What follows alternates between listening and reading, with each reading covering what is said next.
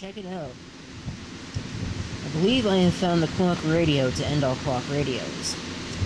I'm also running this camcorder on battery, and it does not seem to be working too well. So we'll see how long this actually lasts. This is a General Electric, model number 7-4695A, with a date code of 2123, which would be the 23rd week of 1981, in all likelihood. Could also be 1991, but I'm pretty sure it's 81, considering the styling. Now, why do I call this the clock radio to end all clock radios? Well, check out the size of this thing. It's got a couple of standard items here. I don't know. This is an iPhone SE. It really does not do a very good job of comparing it. Here's a Video 8 tape. Again, not really all that good. Let's see here. What do I have? Well, I have other clock radios. Let's take this clock radio here and do a size comparison. Check it out. Quite a big difference.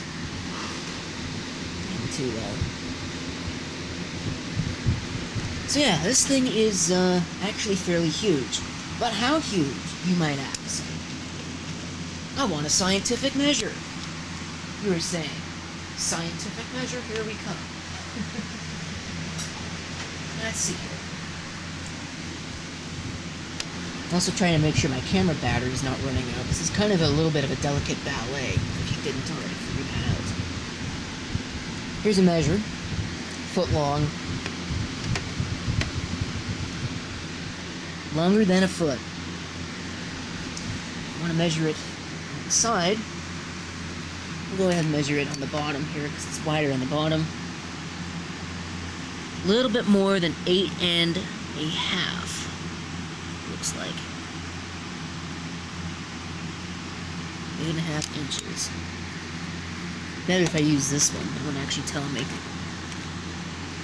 Okay, no, I'm sorry. I can't read, apparently. That's a little bit more than 7.5 inches. And depth-wise, if we have a look here, it is almost 4 inches. Almost 4 inches tall. So yeah, this is a huge clock radio. You know what they say, happiness is accepting the fact that you have a huge clock radio. So, let's have a look at some of the features that this thing proudly boasts. I'm surprised this battery is actually working. It dipped down to, it's at about a quarter right now. It dipped down to that in like a couple seconds, but it's been running this camera for about 3 minutes and 20 seconds so far. It's got a vacuum fluorescent display, which is both of nice and unfortunate. I absolutely love vacuum fluorescent displays. I think they look awesome. But the problem with these things, and you might even be able to see it in this one, is that as they age, because the way that they work is there are heater lines in the back, filament heater lines. I forget what the actual term really is for those. Filaments, heater lines, one of the two. Filament heater lines, I don't know, but there are 3 of them, I believe, in this unit. If this camcorder had night shot, I'd be able to show you a little better, but it does not. I could have got one of the ones that had night shot on it, but this was the one that readily presented itself. Anyway, those emit electrons, and that's how this display works. But the problem is there are so many electrons that those can emit. So over time, as it emits electrons and they get stuck in the back of the display goes dark. Of course, on the back, there is a brightness control. A lot of clock radios have brightness controls, but the majority of them only allow you to switch between 2 modes, low and high. Now, that looks like a knob, not a switch, and you'd be right, because it is infinitely variable. Have a look here. This is somewhere low, fairly low. You could turn it all the way off, like so, or we could turn it all the way up, just like that.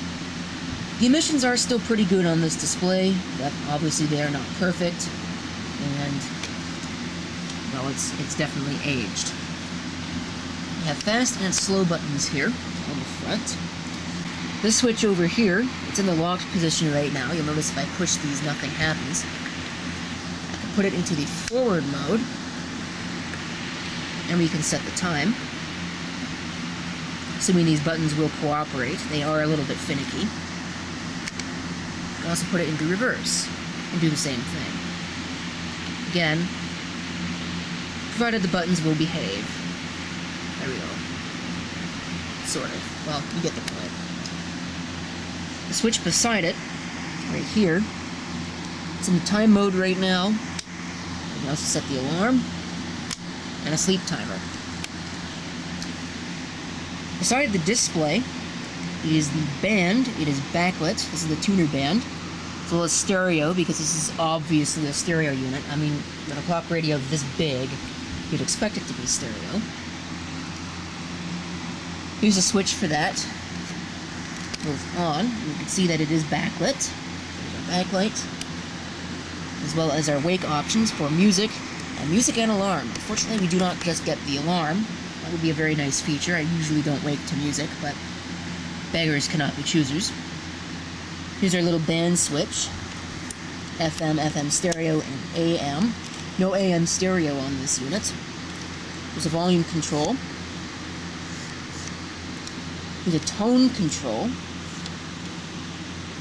And a balance control. Unfortunately, it's missing the little piece, which does actually just come off. Like so. It's missing the little piece there. So some heathen has made off with it. It's probably still in their house.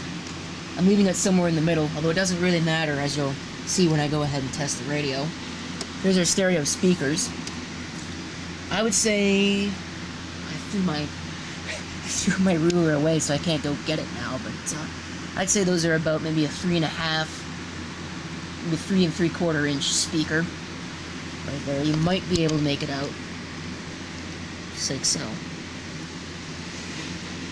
And in typical General Electric fashion, I've already measured this. This is about 1 inch in length. So out of all of the width of this unit, they could only spare us 1 inch for the snooze button. Of course, that also is also partially an ulterior motive on their part, at least I'd imagine, to make you get up. It's a lot harder to hit 1 inch than it would be to hit a larger snooze button. Also notice that it's not labeled, but it's pretty obvious what its use is for. If you push it, you don't really get anything. There's no seconds display or anything like that. Some of these units have. On this side, we have the tuner control here, and a stereo headphone output. I believe that's a 1/4 inch jack. Hold on just a second, I'll verify that. Yes, indeed, that is a 1/4 inch jack. And of course it is stereo, if I didn't mention that already, I think I did. That's pretty much it for all the controls. I mean, there's one more there, there's the brightness control, but I've already showed you the brightness control. If you go ahead and flip the unit on its back, we'll notice a couple of very interesting things. Number one, there's the CSA certification sticker. Focus. Wow. You'd think this was one of my VHS-C cameras. External dipole FM antenna. Now, you will not see that on a modern clock radio. There it is down there. See, it's kind of curious. There are 3 posts, but of course, this describes it to us. There's one for ground and one for the antenna, and this little thing over on the side, you slide over, and that's how you connect it to the unit. It's kind of interesting that it does not use it automatically, but such is the way that things go. Made in Singapore. What is wrong with the zoom on this camera? Maybe my battery is lying to me and it's about to die or something. Anyway, the curiosities do not end there. There's this thing here, and I'm not real sure what that is. It doesn't appear to go to anything. But I had to guess that would be for maybe a time-speed adjustment. But this is the most curious thing of it all. Power failure tone. You'll notice I have it in the on position, but it wasn't sounding a tone. I'm not real sure how that works because I've never actually been able to get it to go off. And if you'll notice, There's no way to provide any battery backup to this unit, so you're out of luck on that one. What I'd imagine this does is if the unit's plugged in and the power goes out, it can still run a current through the power line and sense that there's something there. And if there is, it sounds a tone when the power comes back. Presumably, anyway. But I'm not real sure on that one. It's sort of like those light bulbs that have battery backup on them. Something just fell over there, and I'm not real sure what it was. Oh, it was a speaker. Because I pulled that quarter-inch jack out and knocked one of my speakers over. But anyway, like I was saying, it's sort of like those light bulbs that have a built-in battery. If the light switch is turned on and the power goes out, they can sense that, and the bulb will illuminate. But the same thing does not happen if it is turned off. Anyway, I'm going to go ahead and tune this to a station, and we'll have a listen to the radio. See that we are in stereo mode. Here's the problem. The left speaker works great. Right speaker does not. It does work, I can hear it. I'm not sure if it's blown or if there's a connection missing.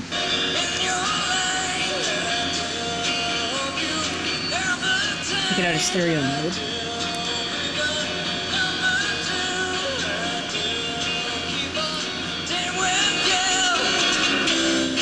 Of course, it's eminently capable, as you can tell, of getting plenty loud.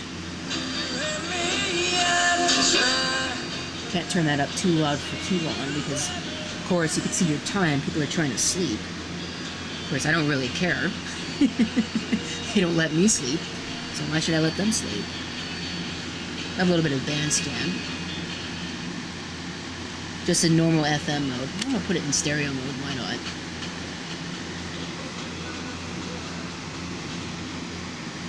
Reception's not as good in stereo mode.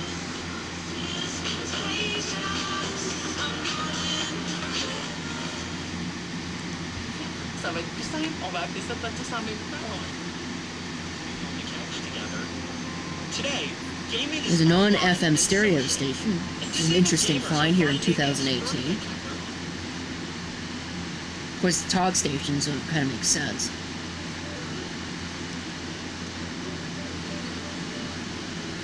I was barely able to get that one.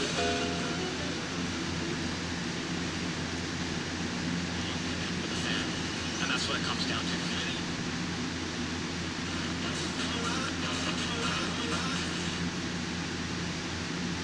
Hoping you could hear the radio over the wind noise or the fan noise in here.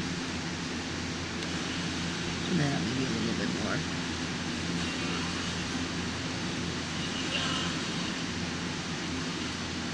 More weak stations not coming in instantly. For a reconciliation beyond just...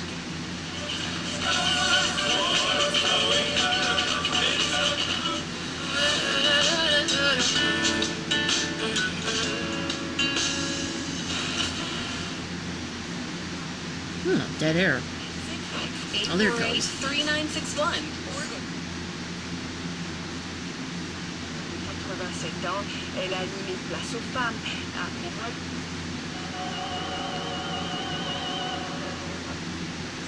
Non, repérez l'un des nombreux produits. De toute façon, ça tue. So who did you use? This different action. Grants, take new courses or improve your grade through... Alright, that's it. Shift it to AM mode.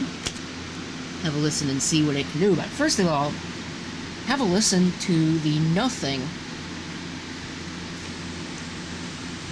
when it's not tuned to a station. Oh, there's hiss. But you have to turn it all the way up in order to hear that. Unfortunately, as a result of that, weaker stations do not come in very well on this unit. I have found. And I'm sure you could get a few of them, but certainly can't hear them.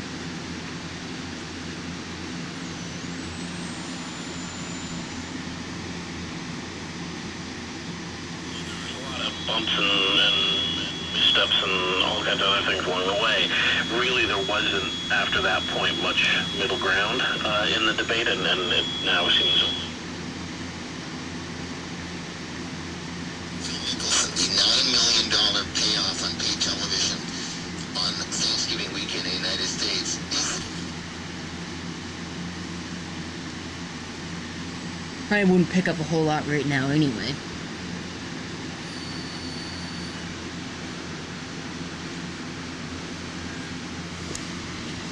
It's really not picking up much.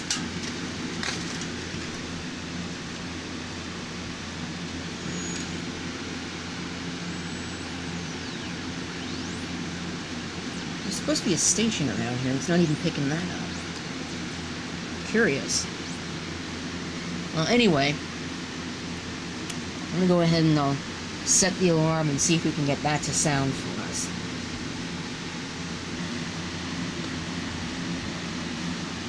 Okay.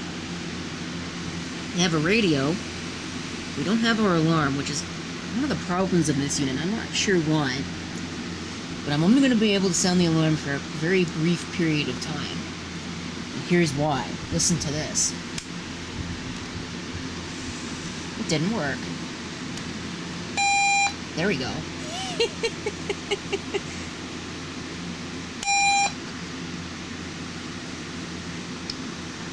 Very loud. I still have a radio for some reason. I wonder if the sleep timer accidentally got set.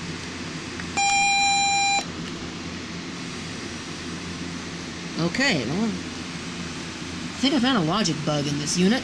It's kind of strange, actually.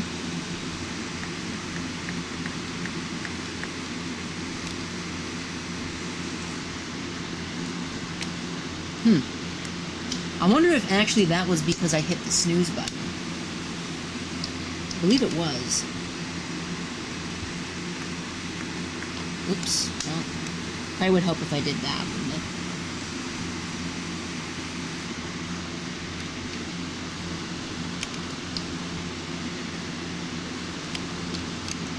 Oh, no, it's not doing it. Well, anyway, I think that's probably what happened. That was why I did that. So, anyway, thank you for watching. If you have any comments, feel free to leave them down below. And this is CP666 signing off, and I hope to see you next time. Till then.